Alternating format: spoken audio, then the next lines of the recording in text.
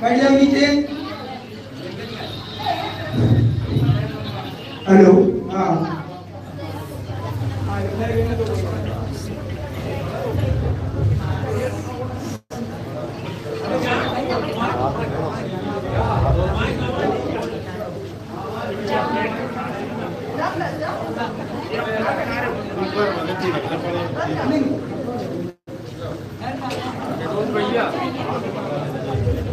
आवाज कम है इस माइक।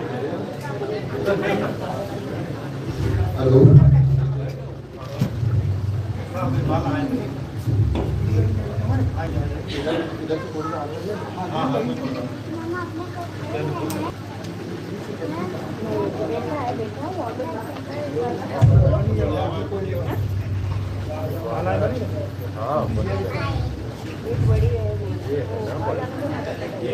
अभी नहीं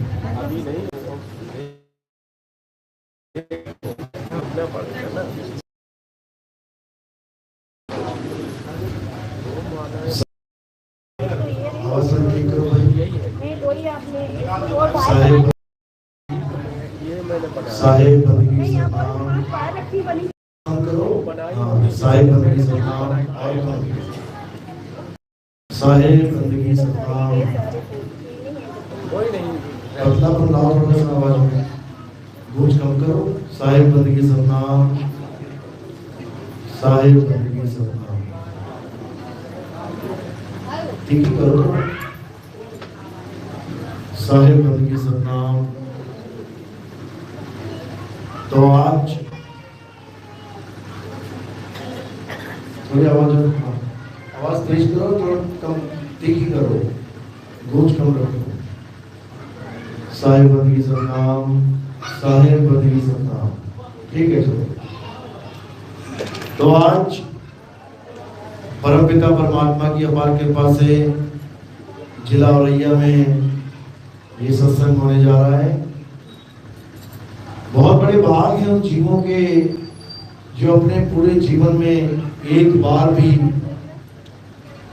इस मूल ज्ञान को सुन पाते हैं, और उससे भी बड़े भाग होते हैं उन जीवों के जो इस ज्ञान को थोड़ा सा भी समझ पाते हैं। क्योंकि सुनना आसान है, घंटा 2 घंटा सुन के चले गए, लेकिन इस ज्ञान को समझना बहुत मुश्किल है। इस ज्ञान को वही समझ पाते हैं जिन पर मालिक की कृपा हो, बंदी छोड़ की दया हो, अन्यथा ये ज्ञान किसी को समझ में नहीं आता। क्योंकि जन्मों जन्मों से जो अज्ञान की परतें हमारे दिमाग पे चढ़ी हुई हैं, हमारे संस्कारों में जो अज्ञान छाया हुआ है, वो जल्दी उतरता नहीं है। जिस असत्य की हम पूजा करने में लगे हुए हैं, वो असत्य हम जल्दी छोड़ नहीं पाते। इस कारण ये ज्ञान किसी को समझ में आता ही नहीं है। आए भी तो इसको रिजेक्ट मार देते हैं कि छोड़ो क्या करना, जिसका बहुत बड़ा नुकसान हो जाता है। हमें 84 में जाना पड़ता है। कवि साहब समझा रहे हैं, 184 भुगत के पौ पे अटके आए, अब की पासा ना पड़ा तो फिर 84 जाए। यानी अगर इस बार हमें ये ज्ञान प्राप्त नहीं हुआ जिससे हमारा जन्म मरण खत्म होगा, तो हमें वापस 84 में जाना पड़ेगा। वापस कुत्ता बिल्ली हाथी घोड़ा बकरा बनना पड़ेगा और नाना प्रकार की योनियों में भ्रमण करते हुए महादुख पाना पड़ेगा। अच्छे से समझो आज के सत्संग को, बार बार नहीं मिलेगा समझाने के लिए। बंदी छोड़ की कृपा है जो आज आपके गांव में ये सत्संग हो रहा है, इसका पूरा लाभ उठाना है। तो आज का सत्संग शुरू करने से पहले परम पिता परमात्मा के नाम पे जयकारा लगाएंगे और फिर सत्संग शुरू करेंगे। बोलिए परम पिता परमात्मा की। बंदी छोड़ कबीर साहेब की जय, सतगुरु मदनपति साहेब की जय, दीवान जवाहरपति साहेब की जय, सतगुरु दुल्लभपति साहेब की जय, सतगुरु राम सेवक साहेब की जय, सतगुरु वैरागपति साहेब की जय, करीनापुर धाम की जय, सभी संतों की जय, सभी भक्तों की जय, इस गांव नगर बस्ती की आज के आनंद की सकल हमको बंदगी साहेब बंदगी सदनाम सदनाम। नितिन साहब महाराज की जय, नितिनदास साहेब की जय। तो मालिक की कृपा है, बंदी छोड़ की दया, जो आज इस गांव में इस मूल ज्ञान का प्रचार होने जा रहा है। तो आज हमने पूरे विवेक के साथ इस ज्ञान को समझना है, ताकि हमारा ये इंसान जन्म बर्बाद होने से, ये इंसान जन्म बर्बाद कैसे होता है अच्छे से समझ लो। ये इंसान जन्म बर्बाद तब हो जाता है जब हमें यही नहीं पता होता कि आखिर इंसान जन्म में हम आए हैं तो क्यों आए हैं, कारण क्या है। जब तक हम ये नहीं जान पाए कि हमें इंसान जन्म मिला क्यों है, इसको सफल किया कैसे जाता है, तब तक भूल जाओ कि कोई भी इस जन्म को सफल कर पाएगा। कोई सोच के बैठा है कि शायद ये जन्म मंत्र जपने के मिला है,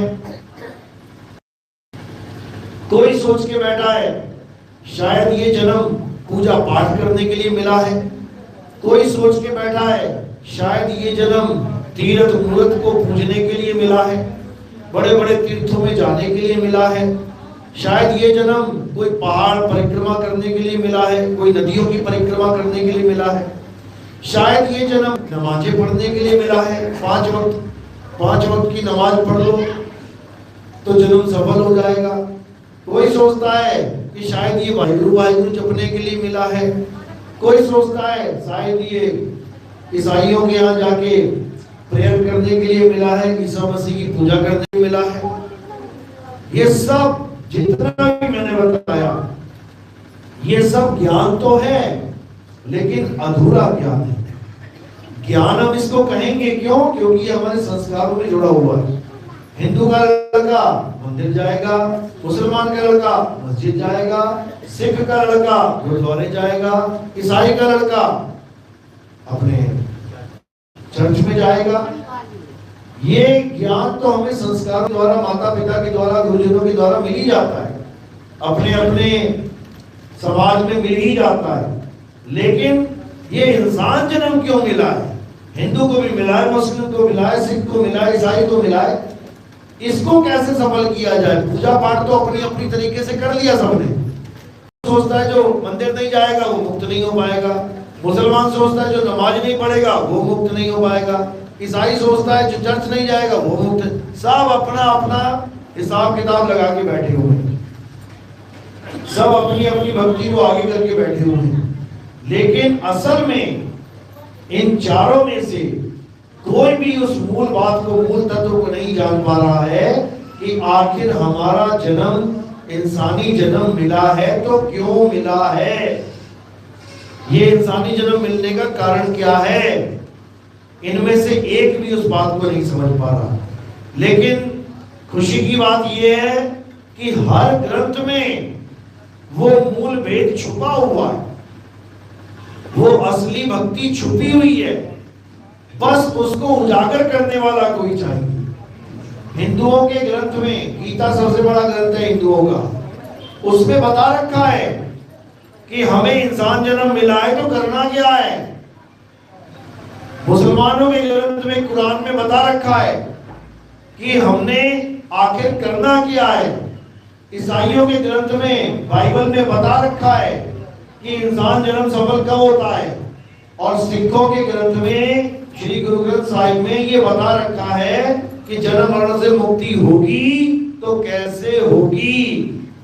लेकिन इन ग्रंथों में से कोई सार निकाल के हमें पकड़ाने वाला, हमें समझाने वाला कोई नहीं मिल रहा। इसीलिए हम सारे ग्रंथ पढ़ पढ़ कर भी अज्ञानी बने हुए हैं। कबीर साहब कहते हैं, पोथी पढ़ पढ़ जग मुआ और भयो न पंडित कोई, एक आखर पीव का पढ़े सो पंडित होए। यानी ये ग्रंथ आज से पहले हजारों सालों से लोग पढ़ रहे हैं, सैकड़ों साल बीत गए पढ़ते पढ़ते, लेकिन फिर भी मूल तत्व को नहीं जान पा रहे हैं। मुक्ति का जो स्रोत है उसको नहीं जान पा रहे हैं। मुक्ति का स्रोत क्या है, मूल तत्व क्या है, आज अच्छे से समझ लो। हम सबका मूल केवल एक तत्व है जिसे सत्य तत्व कहते हैं। वही सत्य तत्व के द्वारा हम सब विद्यमान हैं। उसी एक सत्य के द्वारा हम सब चल रहे हैं, खा रहे हैं, पी रहे हैं, नहा रहे हैं, गा रहे हैं, धो रहे हैं, हर काम कर रहे हैं, लेकिन उसी तत्व को नहीं जानते। सबसे बड़ी दिक्कत यही है। तो वो मूल तत्व क्या है, गीता के अनुसार वो क्या है, उसे आत्मा कहते हैं। हे अर्जुन, ये आत्मा अजन्मा है, नित्य है, शाश्वत है, पुरातन है। ये आत्मा ही सत्य सनातन है। ये आत्मा ही सत्य सनातन है। तो क्या करें इस आत्मा का? सबके पास आत्मा है, क्या करना है इस आत्मा का? हे अर्जुन, अध्याय 3 17वां श्लोक, जो अपनी आत्मा में रमण करते हैं, जो अपनी आत्मा में तृप्त हैं, जो अपनी आत्मा में संतुष्ट हैं, उनके लिए कोई धार्मिक कर्म कर्तव्य लागू ही नहीं होता। यानी इंसान जन्म को सफल करने के लिए उन्हें किसी मंदिर, मस्जिद, गुरुद्वारे, चर्च में जाने की जरूरत नहीं है। उन्हें किसी पूजा पाठ, हवन यज्ञ करने की जरूरत नहीं है। उन्हें किसी नमाज पढ़ने की या गुरु ग्रंथ साहब पढ़ने की या बाइबल पढ़ने की, कुछ करने की जरूरत नहीं है। क्या करना है? केवल एक काम, और वो क्या है? अपनी आत्मा में रमण करना है। अभी रमण करेगा कौन? ये जीव रमण करेगा, क्योंकि ये अविनाशी जीव ही नाना प्रकार की योनियों में भ्रमण कर रहा है। अभी 84 लाख भुगतने के बाद ये कहां बैठा है? ये इस इंसानी काया में बैठा है। कौन बैठा है? जीव बैठा है। इस काया में जीव है, इसीलिए काया जीवित है। जीवित का मतलब जीवित, यानी जीव है इसमें, तभी तो जीवित है। और जब जीव काया को छोड़ के निकल जाएगा तो ये काया निर्जीव हो जाएगी। तो जीव है तो जीवित है, जीव नहीं है तो निर्जीव है, यानी मौत हो गई। किसकी? शरीर की। जीव नहीं मरेगा। कोई सोचे जीव शरीर छोड़ के चला गया तो वो मर गया, बिल्कुल नहीं। ईश्वर अंश जीव अविनाशी। अविनाशी का मतलब क्या होता है? जो मर जाए, जो कभी ना मरे। तो कौन है जो कभी नहीं मरेगा? वो जीव है। और ये जीव कहां बैठा हुआ है? काया के अंदर बैठा हुआ है, इसीलिए काया जीवित है। अब ये जीव अपने आप को ना जानकर कि मैं अमर हूं, इस काया को अपना रूप मान लेता है। इस हॉल में जो आदमी आदमी है वो हाथ खड़े करो, आदमी हाथ खड़े करो, हाथ खड़ा करो, आदमी आदमी, हाथ डाउन। अब औरत हाथ खड़ा करो। देखो, बस यही ज्ञान है। ये जीव जो अमर है, ये अपने आप को आदमी और औरत मान बैठा है। ये अपने आप को शरीर मान बैठा है। शरीर अमर है कि नाशवान है? तो देखो, दोनों में फर्क पड़ गया ना। शरीर नाशवान है, जीव अमर है, लेकिन ये जीव अपने रूप को जानता नहीं है, इसलिए शरीर को ही अपना रूप मान लिया। आधे जीवों ने सोच लिया मैं तो आदमी हूं, आधे जीवों ने सोच लिया मैं तो औरत हूं, जबकि असल में ये जीव न आदमी है न औरत है। सबसे बड़ी बात ये है, ये जीव ना तो आदमी है और ना औरत है। क्यों? क्योंकि आदमी और औरत नाशवान देह हैं और ये जीव नाशवान देह नहीं है।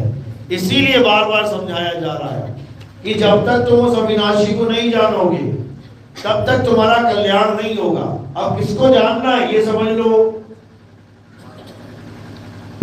कई लोग सोचते हैं कि जीव को जान लो काम बन जाएगा, यानी तू भी जीव, मैं भी जीव, ये शरीर नाशवान, जीव अविनाशी काम बन गया। जीव का ज्ञान प्राप्त कर लो, बिल्कुल नहीं। कारण क्या है? भले जीव अविनाशी है लेकिन वो बंधन में है। जीव बंधन में है और पीव निर्बंध है। इन दोनों में फर्क है। पीव कौन है? ईश्वर। जीव क्या है? उसका अंश। ईश्वर अंश, जीव अविनाशी। तो ये जीव अविनाशी होता हुआ भी बंधन में है। कारण क्या है? अपने ईश्वर से दूर है। अपने ईश्वर से दूर हो गया। जैसे शेर सबसे ताकतवर जानवर है जंगल का, उसके आगे लकड़बग्गा कुछ भी नहीं है, कुछ भी नहीं।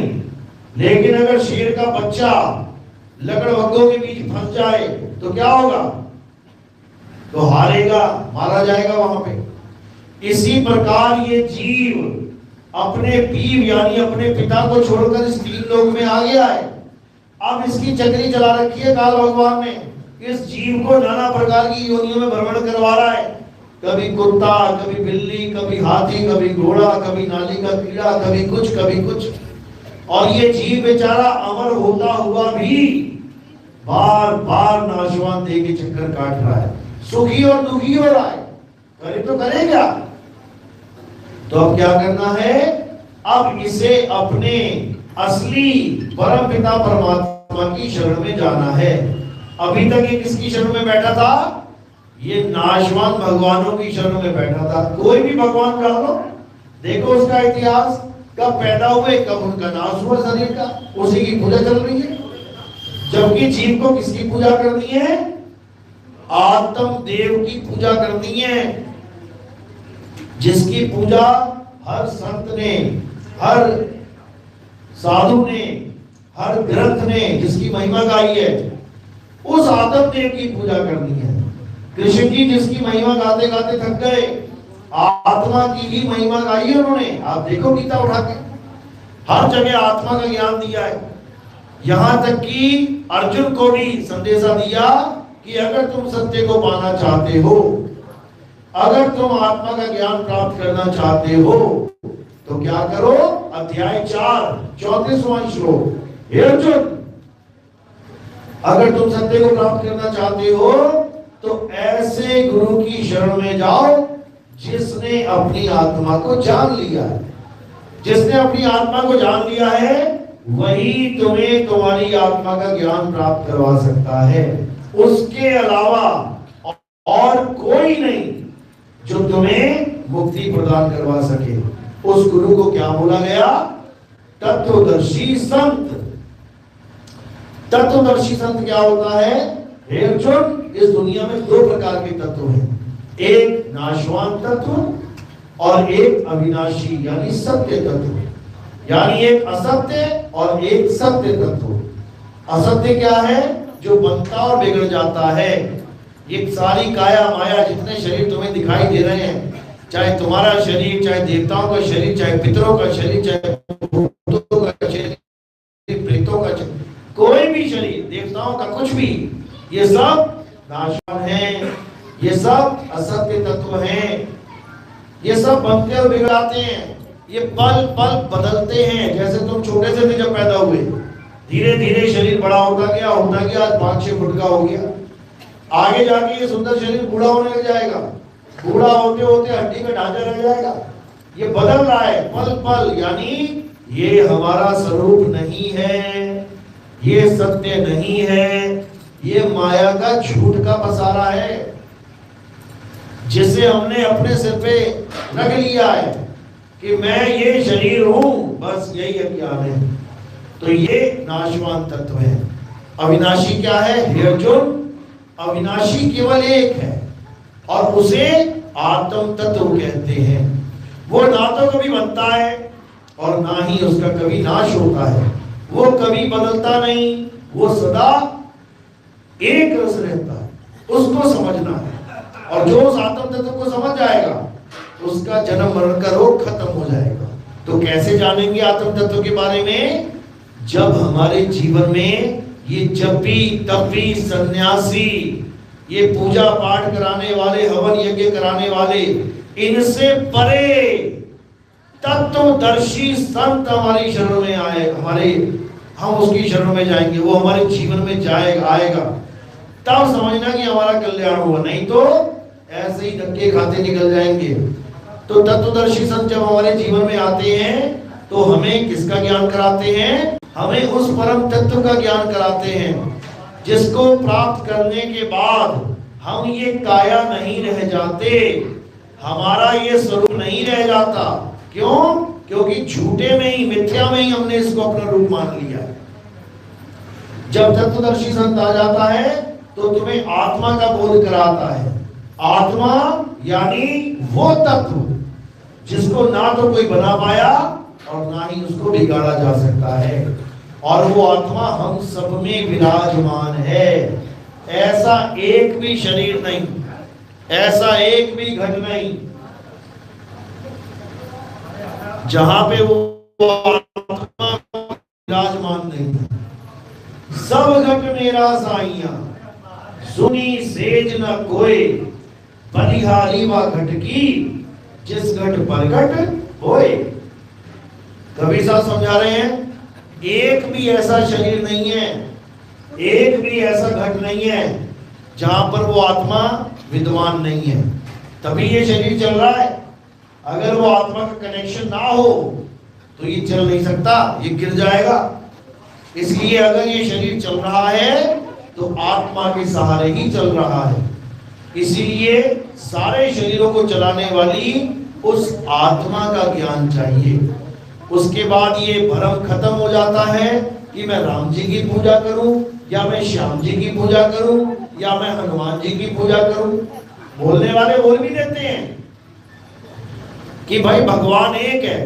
अब भगवान एक है तो फिर राम जी का मंदिर अलग क्यों है, कृष्ण जी का मंदिर अलग क्यों है, शंकर जी का मंदिर अलग क्यों है, दुर्गा माता का मंदिर अलग क्यों है? इन लोगों की अलग अलग नाम क्यों रखी है? जब परमात्मा एक है तो एक सिद्ध कर दो, लेकिन ये एक सिद्ध नहीं कर पाते, इसलिए अलग अलग नामों में उलझ जाते हैं। कोई कह रहा राम राम जपो, कोई कह रहा अल्लाह अल्लाह जपो, कोई कह रहा वाहिगुरु वाहिगुरु जपो, कोई कह रहा राधे राधे जपो, कुछ ना कुछ जपाने में लगे रहते हैं। लेकिन कबीर साहब क्या समझा रहे हैं? कबीर साहब कहते हैं कि जितने भी नाम जाप हैं ये किसकी ताकत से निकल रहे हैं, उसको पहचान ले। ये सारे नाम जाप किसकी वजह से निकल रहे हैं? आत्मा की वजह से। अगर है तो नाम निकलेंगे, आत्मा नहीं है तो नाम निकाल के दिखाए कोई। ये शरीर जीवित है तो तुम अल्लाह राम बोल दो, गॉड बोल दो, कुछ भी बोल दो, और ये जीवित ही नहीं है तो तुम कुछ नहीं बोल पाओगे। इसलिए किसको जानना है? जो सारे नामों को बोलने वाला है उसको जानो। जो नाम बोले जा रहे हैं उसको नहीं पकड़ना है। ये तो 52 अक्षर हैं, बने बिगड़े खत्म। लेकिन जो इसको बनाएगा, जो इसको बना रहा है, वो बनने बिगड़ने से नहीं आ रहा है भाई, उसको आत्म तत्व कहते हैं। तो कबीर साहब उसी आत्म ज्ञान की बात कर रहे हैं। कबीर साहब ने कभी पत्थर पूजा, मूर्ति पूजा, मंदिर मस्जिद गुरुद्वारों का समर्थन किया ही नहीं। वो कहते हैं जो चीज तुमने बनाई है वो तुमसे बड़ी कैसे हो सकती है? मैंने एक छोटा सा मटका बनाया, वो मटका मुझसे बड़ा कैसे हो सकता है? मैंने उसे बनाया, वो मुझे नहीं बना सकता। मैं उसको बना के तोड़ सकता हूँ, वो मुझे बना के नहीं तोड़ सकता। मैं उसके जैसे हजारों बना सकता हूँ, वो मेरे जैसा एक भी नहीं बना सकता। यानी मैंने जिसको बनाया वो छोटा है और मैं उससे बड़ा हूं। इसी प्रकार मैंने क्या बनाया? इस इंसान ने क्या बनाया? 52 अक्षर बनाए। अ आ इ ई उ ऊ का खा गा A B C D E F G, उड़ा एड़ा इड़ी, अलिफ बे ते पे, अलग अलग भाषाओं के अलग अलग अक्षर किसने बनाए? इंसानों ने बनाए। तो जब इंसान ने अक्षर बनाए तो बनने वाली चीज छोटी है और बनाने वाला बड़ा है। इन्हीं अक्षरों के द्वारा मंत्र बनाए गए। कोई कहता राम राम जपो, कोई कह रहा राधे राधे जपो, कोई कह रहा ओम नमः शिवाय जपो, कोई कह रहा अल्लाह अल्लाह जपो, कोई कह रहा वाहिगुरु जपो। अब ये नाम किससे बने? उन्हीं अक्षरों के द्वारा जो इंसानों ने बनाए थे।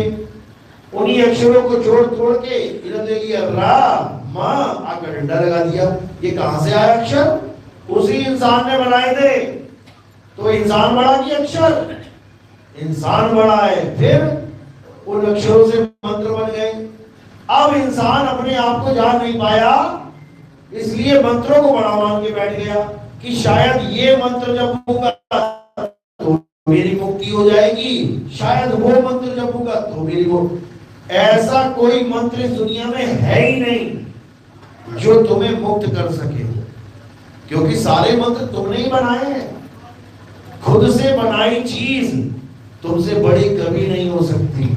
इसलिए कबीर साहब बार बार समझा रहे हैं, मैं तुमसे पूछूं पंडिता, ये शब्द बड़ा की जीव, दुनिया भर के शब्द बना के ये जीव उन्हीं शब्दों को जप रहा है, कैसे बात बनेगी?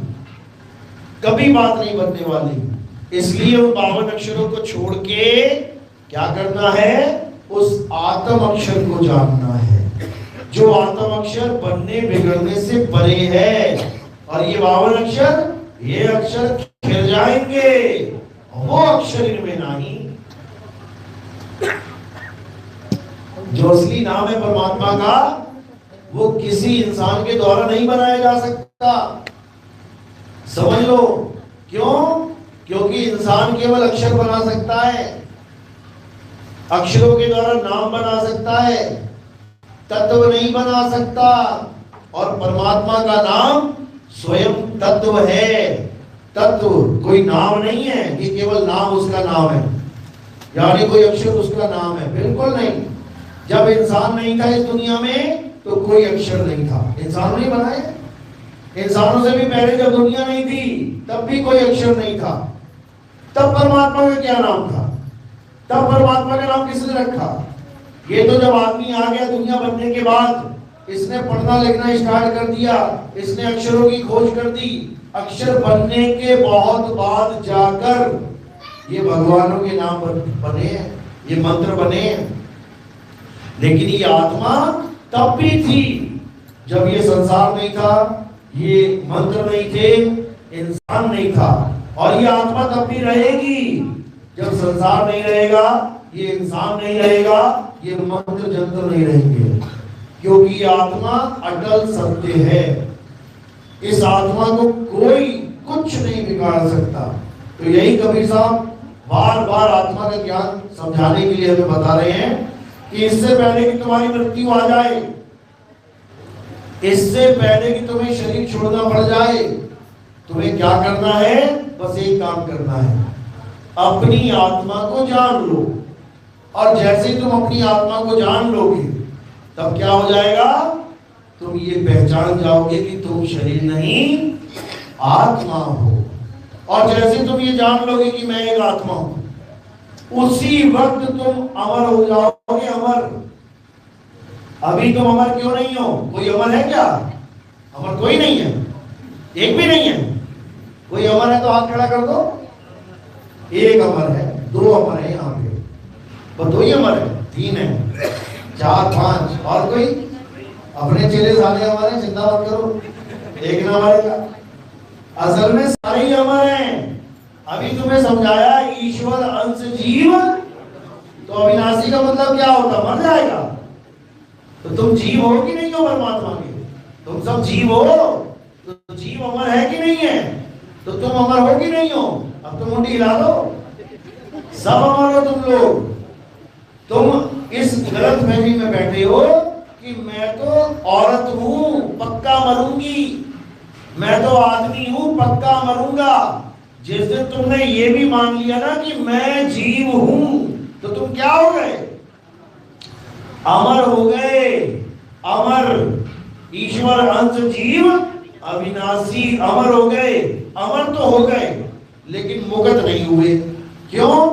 अरे बहुबंधन में बांधिया एक बेचारा जीव, और केवल छूटे आपने जो न छुड़ाए पीव। अब केवल तुम्हें पीव जानना है कि पीव कौन है, क्योंकि वही छुड़ाएगा। जीव को इतना तो पता लग गया कि मैं अविनाशी हूं और इस नाशवान देह में बंधा हुआ हूं, इतना तो समझ में आ गया। लेकिन अब इससे मुक्त कैसे हूं, इसका भेद पीव समझाता है। और जब पीव समझाता है तो जीव को समझ में आ जाता है कि अब करना क्या है। अब डरना नहीं है, अब करना है। मौत से डरना नहीं है, मौत से लड़ना है, समझो। और जब मौत से लड़ाई होगी तो कौन मरेगा?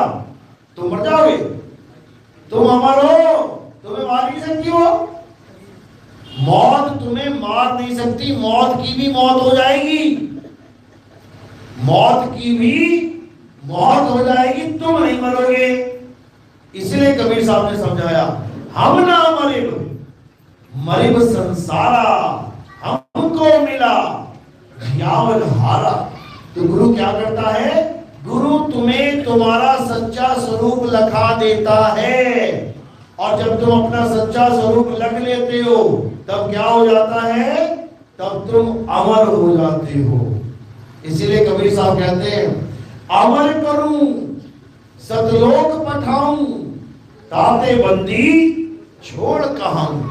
ऐसी बंदी छोड़ नाम नहीं लिख दिया उनका संतों ने, अमर कर देते हैं, अमर। और कैसे अमर करेंगे? तुम्हें तुम्हारी आत्मा की झांकी दिखा देंगे। अभी तो नकली झांकियां तुमने खूब देखी हैं, झांकियां देखते हैं ना, झांकियां चलती है ना मार्केट में, झांकी चलती है। कोई कृष्ण जी के जन्मदिन पे चल रही है, कोई राम जी के जन्म। एक आत्मा की झांकी होती है जिसे कबीर की झांकी कहते हैं। गरीबदास जी महाराज कहते हैं, झांकी देख कबीर की नानक कीती वाह, और वह सिखन के गल पड़ी कौन छुड़ावे ताह। कहते हैं नानक साहब ने भी झांकी देखी थी। किसकी? उस आत्म देव की झांकी देखी। जब उसकी झांकी देखी तो मुंह से निकला वाह मेरे गुरु वाह। लेकिन सिख भाई उसको समझ नहीं पाए कि वो अपने आनंद में ये बोल रहे हैं। उन्होंने उसको मूल मंत्र बना लिया कि वाह गुरु करोगे तो मुक्ति मिल जाएगी। बस यही अज्ञान है, इसी को त्याग देना है। कह रहे हैं वाह सिखन के गल पड़ी। जैसे हिंदू के गल कौन पड़ी?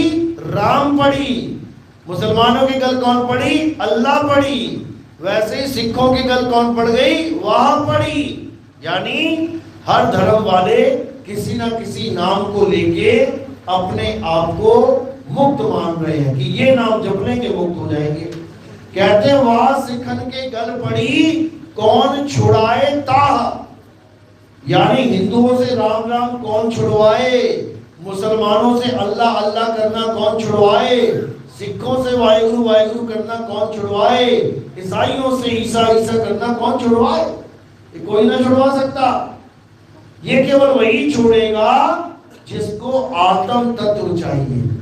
क्यों? क्योंकि राम राम करने से राम नहीं मिलते, राम को खोजने से राम मिलते। तुम्हारा बच्चा खो जाए तो क्या करोगे? घर बैठ के नाम जपोगे उसका। माना राजू था बच्चे का नाम, राजू खो गया, अब क्या करोगे? घर बैठ के राजू राजू राजू काजू भी नहीं मिलेगा राजू राजू करके। राजू तो बहुत दूर की बात है। अब उसको जपना नहीं है, खोजना है। खोजो, जाओ जहां पे छूटा था तुमसे वो, वहां खोजो। जहां खोया था वहां खोजो। तो राजू तो खोजने से मिल रहा है और भगवान जपने से मिल रहा है। देखो कितना उल्टा काम है, कितना उल्टा काम कर दिया। छोटा सा बच्चा नाम जपने से नहीं मिल सकता और वो परमपिता परमात्मा नाम जपने से मिलेगा। क्या बच्चों वाली बातें कर रहे हैं? कबीर साहब ने इसीलिए बोला नाम है जप में, यानी गलती से भी नाम जपने मत लग जाना भगवानों का, तुम्हारा जीवन बर्बाद हो जाएगा। भगवान का नाम जपने से भगवान कभी नहीं मिलते, याद रखना। भगवान कैसे मिलते हैं? उसको ढूंढने से मिलते हैं। कबीर साहब कह रहे हैं ना, मुझको कहां ढूंढे रे बंदे, मैं तो तेरे पास में। भगवान ढूंढने से मिलते हैं, लेकिन सही जगह ढूंढने से मिलते हैं। सही जगह जहां भगवान है वहां ढूंढ। ये नदियों नालों में ढूंढने की जरूरत नहीं है, ये पहाड़ों पे पेड़ों में ढूंढने की जरूरत नहीं है, ये मंदिर मस्जिद में ढूंढने की जरूरत नहीं है। ये तो तुमने बनाए हैं, मंदिर मस्जिद तुमने बनाए, ये जंगल प्रकृति ने बनाई है। जाओ घूमो जंगल में, शेर चीते मिल जाएंगे, भगवान नहीं मिलेगा जल्दी, समझो। तो कह रहे हैं मोको कहां ढूंढे रे बंदे, मैं तो तेरे पास में, ना मंदिर में, ना मस्जिद में, ना काबे कैलाश में, ना मैं जप में, ना मैं तप में, ना एकांत निवास में, खोजी हुए तुरंत मिल जाऊं एक पल की तलाश में। और कहे कबीर सुनो भाई साधो, मैं तो हूं विश्वास में।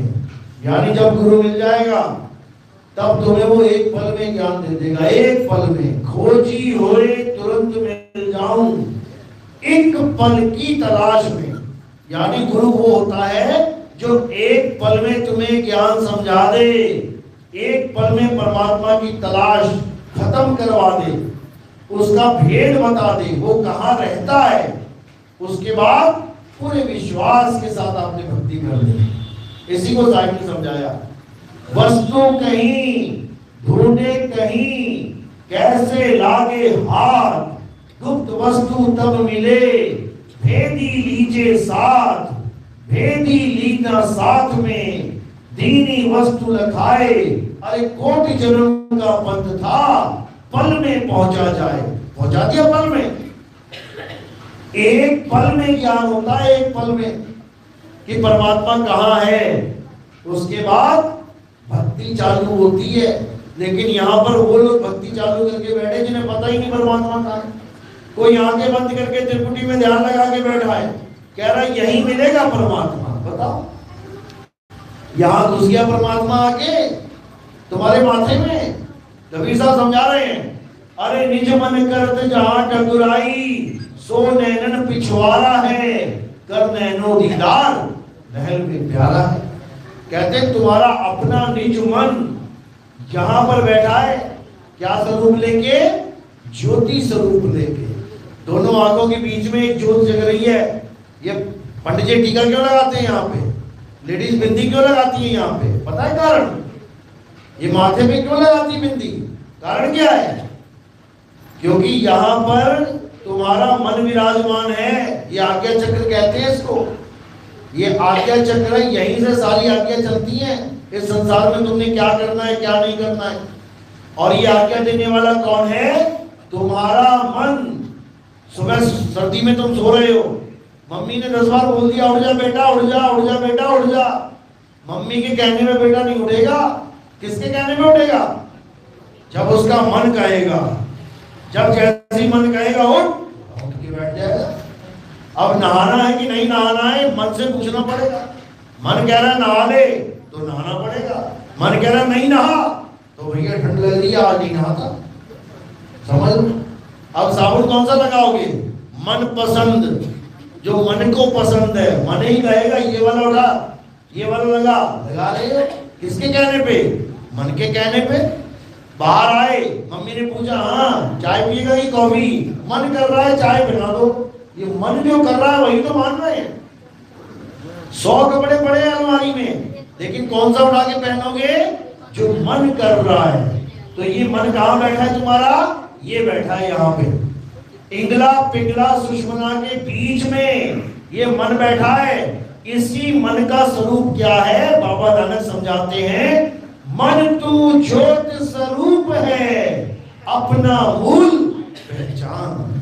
यानी जो मन यहाँ पर बैठा है उसका स्वरूप क्या है? एक ज्योत जग रही है यहाँ पे। ये सारे बाबा लोग जितने भी हैं, ये सब इसी की साधना में लगा रखा है सबको।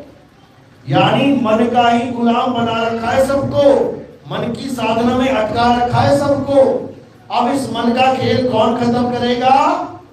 सतगुरु बंदी छोड़ कबीर साहब वो बता रहे हैं, वो इसके जाल को समझा रहे हैं। क्या कह रहे हैं? साधो निरंजन जाल पसारा। साधो, इस निरंजन ने ये सारा जाल पसारा कर रखा है। क्या रे? स्वर्ग पाताल रचियो महिमंडल, तीन लोक विस्तारा। ये जितना तीन लोक तुम्हें दिखाई दे रहा है, स्वर्ग पाताल बड़े बड़े मंडल, ये सब मन का खेल है। तो ये कह रहा है 5 रूहानी मंडलों में जाके मुक्ति होगी। ये सारे मंडल मन के ही बनाए हुए हैं, माया के बनाए हुए हैं। ये सारे लोग इसी माया ने बनाए हैं।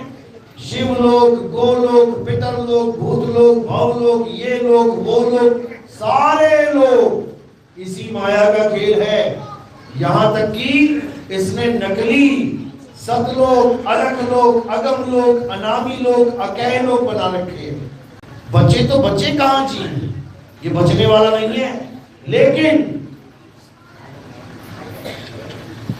जब गुरु की दया हो जाती है, जब परमात्मा की मौज हो जाती है, तब सब समझ में आने लग जाता है। फिर जीव इसके जाल में नहीं फंसता, फिर जीव इसके कहे में नहीं आता। फिर तो कबीर साहब ने पूरा निबेड़ा कर रखा है। काया भेद किया निर्वारा, इस काया में जितने भी लोक मंडल हैं सारे कबीर साहब ने खोल के समझा दिए। कहते काया भेद किया निर्वारा, ये सब रचना पिंड मंझारा, माया अवगति जाल पसारा, सो कारीगर भारा है। बहुत भारी कारीगर है ये। तुम बस विचार करो, सोचो, ऐसा ही होता चला जाएगा। इतनी जबरदस्त माया है इसकी, जो तुम देखना चाहो वही दिखा देगी तुम्हें। इतनी जबरदस्त माया है इसकी। तो क्या कह रहे हैं? काया भेद किया निर्वारा, ये सब रचना पिंड मंझारा, माया अवगति जाल पसारा, सो कारीगर भारा है। आदि माया कीनी चतुराई, इसने चतुराई कर डाली जीवों को फंसाने के लिए। ये दुकान मकान, ये दुनियादारी, ये सब किसने बनाया है? ये सब माया का खेल है। ये सूरज चांद सितारे किसने बनाए हैं? ये सब माया का खेल है। मन और माया की कल्पना है ये। तुम कभी सोच भी नहीं सकते कि इतना तपता हुआ सूरज कैसे बना दिया होगा किसी ने, इतना शीतल जल कैसे बना दिया, ये धरती कैसे बनाई होगी भगवान ने, ये वायु कैसे बनाई है, ये अग्नि कैसे बनाई है, तुम सोच भी नहीं सकते। और वो बना के बैठे हुए हैं कौन? मन और माया। ये कैसे बनाते हैं? जैसे सपने में इधर तुम सोए और उधर पूरा जंगल तैयार है। जंगल तैयार है तभी तो जाओगे सपने में।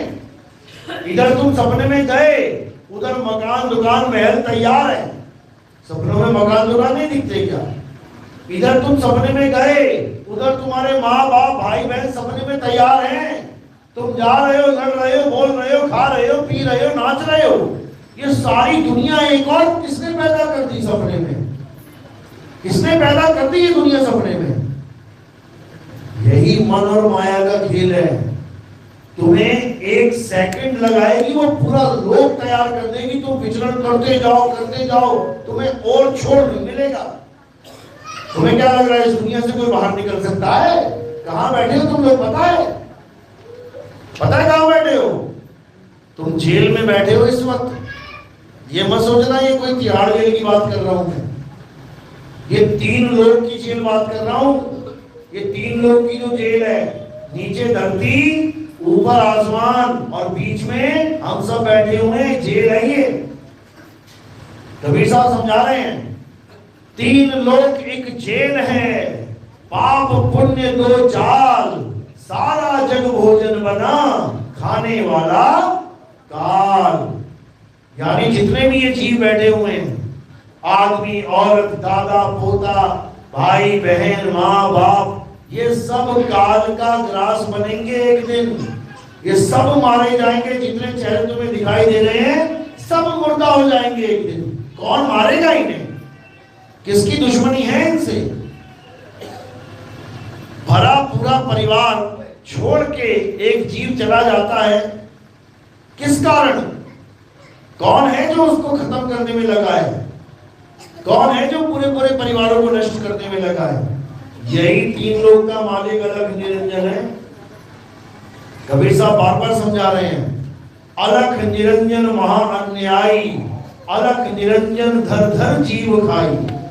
जीव को मार तो सकता नहीं है, लेकिन क्या करता है, उसके शरीर का आहार करता है, शरीरों को शरीर खाता है। जीव को नहीं मार सकता, लेकिन हर जीव का जो शरीर है उसका आहार करेगा, उसको खाएगा। तो साहिब कह रहे 3 लोक एक जेल है, पाप पुण्य 2 जाल, सारा जग भोजन बना, खाने वाला काल। यानी ये सारा जग भोजन है, ये सब उसके मुंह में जाएंगे। आपको लग रहा होगा ले ऐसे कैसे जाएंगे, क्या बातें कर रहे हैं। ये प्रूफ है, प्रमाणित है कि सबके सब उड़ते हुए जाएंगे उसके मुंह में। कहां प्रमाणित है पता है? गीता में अध्याय 11 पढ़ो। जब गीता में कृष्ण जी कहते हैं अर्जुन को, हे अर्जुन तू मेरे उस रूप को इन आंखों के द्वारा नहीं देख सकता, तो अर्जुन कहता फिर क्या करना पड़ेगा? कहते दिव्य दृष्टि देनी पड़ेगी तुझे। अर्जुन कहता है दिव्य दृष्टि दे दो। जैसे दिव्य दृष्टि मिलती है तो क्या देखता है कि 6 फुट के जो कृष्ण जी थे अब वो क्या हो गया, 6000 करोड़ फुट के हो गए, पूरे आसमान तक फैल गए। उसके बाद अनंतो शरीर, 1 के बाद 2, 2 के बाद 4, 4 के बाद 8, लगातार उनके सामने शरीर शरीर शरीर शरीर सारे शरीर खड़े हो गए।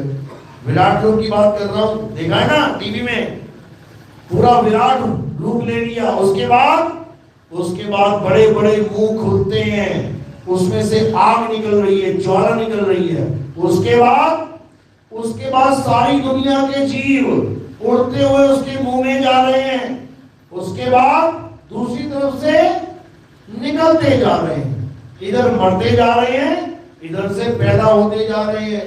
यानी ये सबका शरीर खाता जा रहा है और उस अविनाशी जीव को दोबारा एक शरीर देके दोबारा से इसी खेती में डालता जा रहा है।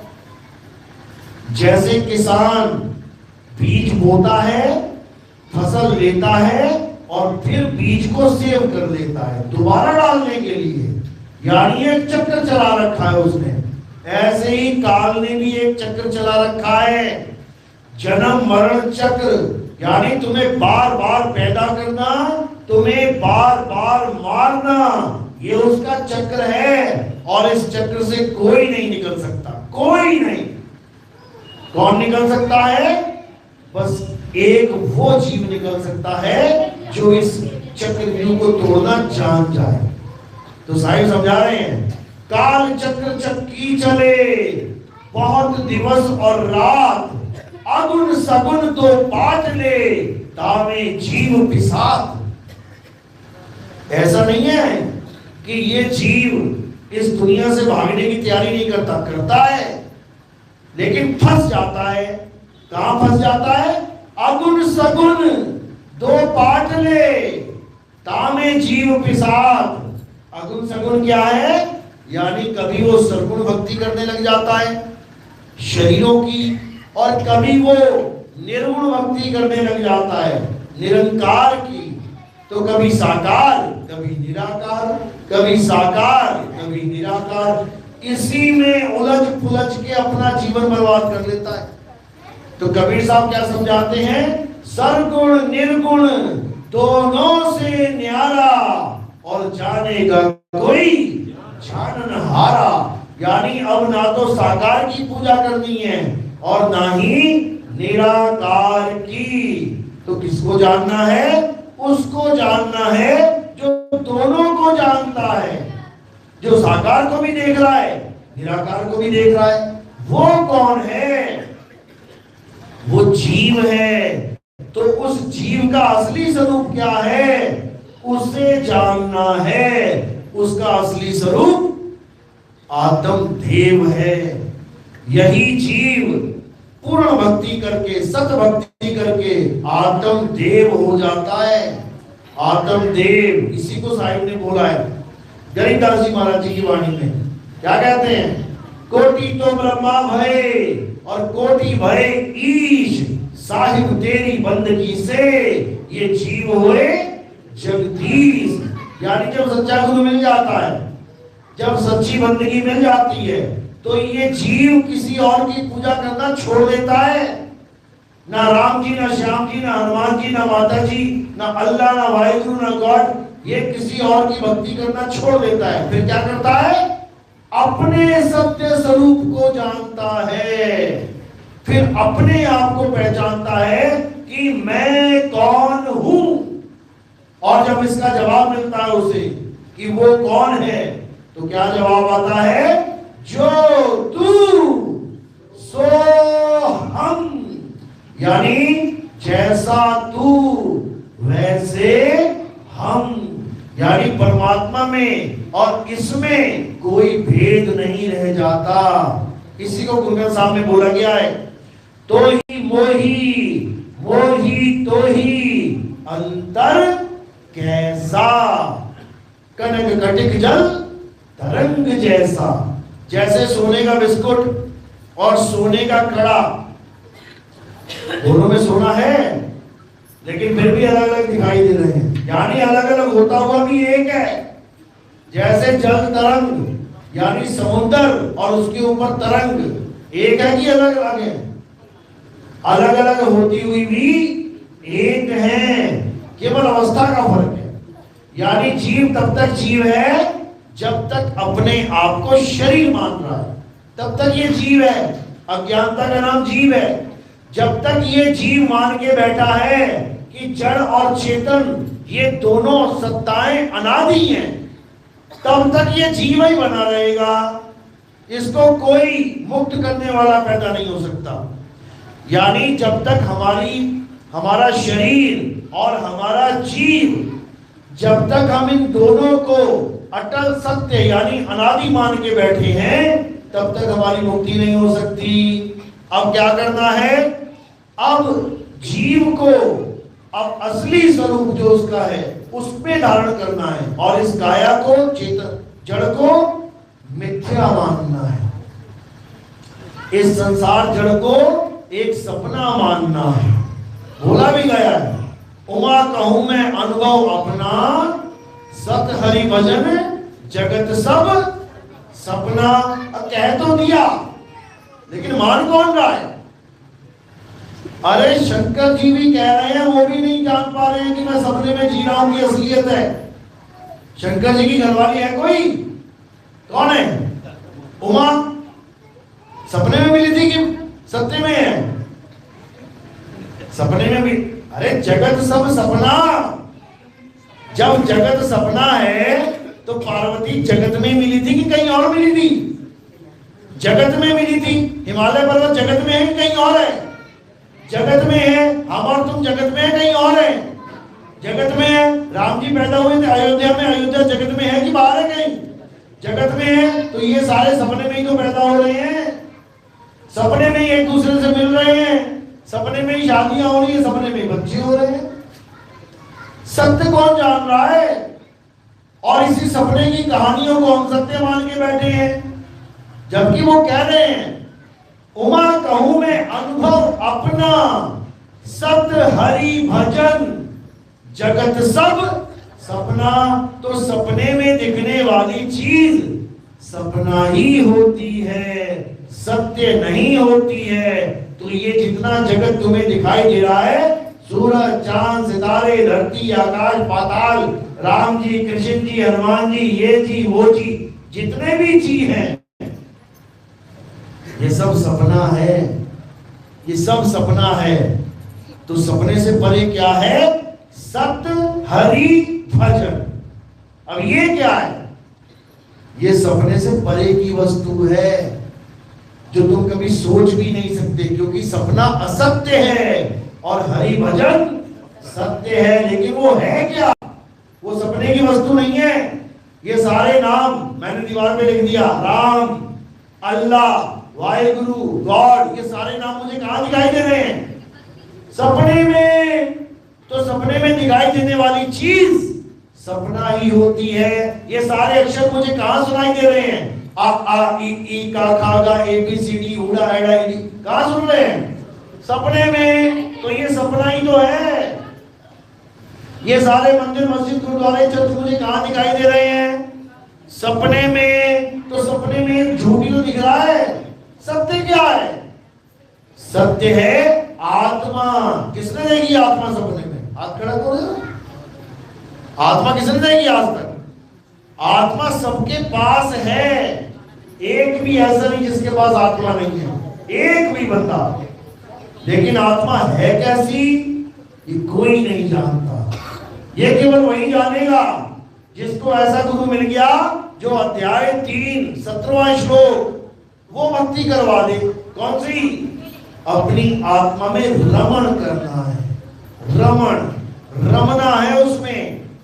और जो आत्मा में रमण करना सीख जाएगा, केवल वही सत्य हरि भजन को जान पाएगा। और बाकी सब ये जगत एक सपना को लेके पकड़ के बैठे रह जाएंगे और जन्म मरण में सदा सदा के लिए पिसते चले जाएंगे। तो इसलिए अब क्या करना है? अब सारे संसार को झूठ मानो, सारे भगवानों को असत्य मानो, दिखने वाली हर चीज को असत्य मानो, और सत्य किसे मानो? हे अर्जुन, ये आत्मा ही सत्य है, इस आत्मा के अलावा और कुछ सत्य नहीं है। अब आत्मा को जानना है। अब इस जीवन का उद्देश्य ये नहीं है कि सपने के मंदिर, सपने के मस्जिद पकड़ के बैठा रहूं। अब इस जीवन का उद्देश्य है कि उस अगम अगोचर यानी जिसको हम देख नहीं सकते, उस ना देखी जाने वाली चीज को जानना है। तब बात बनेगी, नहीं तो नहीं बनेगी।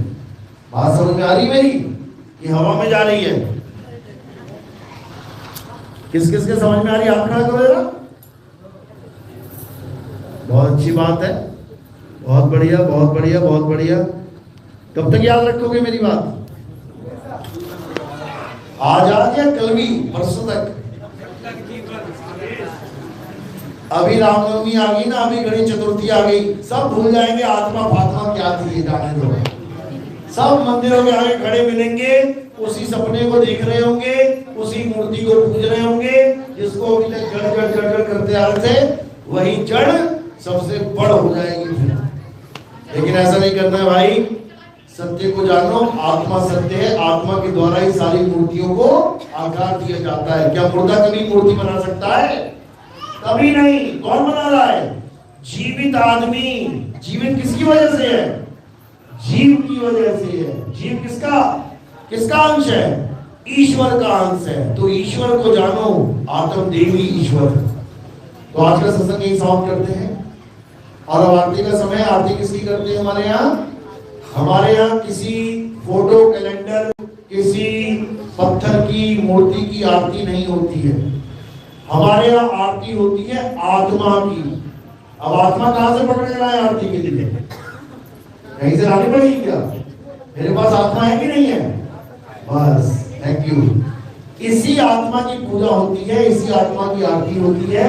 हमारे यहाँ संतों को शरीर नहीं माना जाता। हमारे यहाँ संतों को क्या माना जाता है? आत्मा।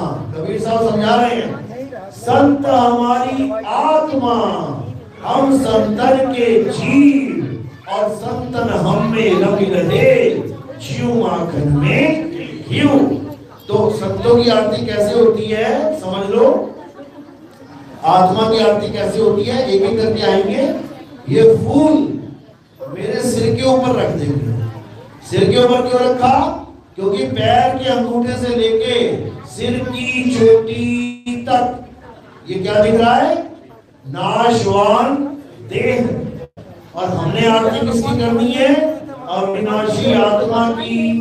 तो हमने क्या किया? इन फूलों को नाशवान देह से परे आत्मदेव के चरणों में समर्पित कर। तो फूल लगने हैं सिर के ऊपर। और कोई प्रचार प्रसार में योगदान करना चाहेगा, सेवा भेंट करना चाहेगा, क्योंकि हमारा प्रोग्राम टीवी पे भी आता है। हम घर घर तो सत्संग करते ही हैं, टीवी चैनल पे भी हमारा प्रोग्राम आता है। 2 चैनल पे आते हैं हमारे प्रोग्राम। एक आता है साधना टीवी पे, सुबह सुबह देखेंगे तो आपको मैं दिखाई दूंगा। एक आता है ईश्वर टीवी पे, उसमें रात तक देखोगे, दिखता रहूंगा। तो इन दोनों चैनल में हमारा प्रचार चलता है। बाकी बाबा लोग उस चैनल में बोलते हैं नाम जपो, नाम जपो, नाम जपो। और